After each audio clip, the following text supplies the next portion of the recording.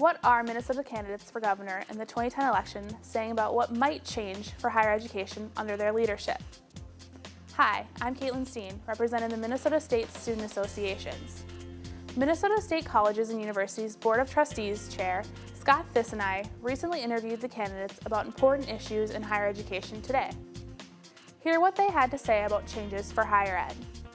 Along those lines, will you be proposing any major changes to Minnesota's system of higher education? You know, I wrote some notes because this is probably the most important thing you're giving me the opportunity to talk about. The answer is yes. Higher education has to become more cost and customer centric. It has to be about the basics to start with. The University of Minsk system, I believe, have to do a much better job integrating with the private sector. We need to see more startups spun off from our university system. And when I talk about startups, I'm talking about businesses that we start the research and development at our wonderful university system. They should be spun off the university. You train the young people to take these jobs, and you create the jobs in partnership with our university system. We need, I believe, to see more specialized training in our Minsk system. I believe there needs to be a stronger focus on preparing students to enter the workforce. And it's not that we haven't been doing that, but it's that we can never sit idle.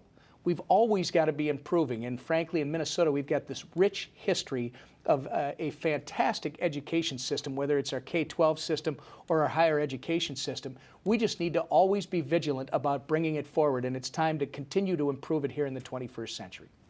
Will you be proposing any major changes to Minnesota's system of higher education? More funding. You know, I think that's a reform platform. You know, there's a lot of talk about reform or redesign as a slogan rather than a strategy, and certainly I'm looking forward to working, if I'm elected, with your board and with the students and the faculty and others who really are the experts, far more than I could be, in how to better redesign the system if that's called for. But we've learned that less money is not reform. So we better recognize when we're pushing these to the brink of disaster through underfunding. Will you be proposing any major changes to Minnesota's higher education? You know, I don't know, very honestly, but here's the opportunity. When you look at 2011, the first year of the new governor's term, we're going to have what probably will be a once-in-my-lifetime opportunity with a new president of the university system, a new chancellor of Minsk, and a new governor. What a terrific opportunity, particularly for an independent governor who can put all the issues on the table to say, let's figure out exactly what we need from our higher education systems. What are the outcomes we need to achieve, and how do we best get there? And let's invite the private colleges and universities to the table as well, and make sure that we're having that broad statewide conversation that elevates for all Minnesotans the importance of our higher education institutions, a discussion around what's the best way to achieve our goals. How do we make sure that college is affordable for all students? How do we make sure that every student who is qualified, who has an interest, is able to make that transition into college and be successful at it? Whether it's a 2-year, a 4-year, or graduate school, we want students to succeed in every level after high school.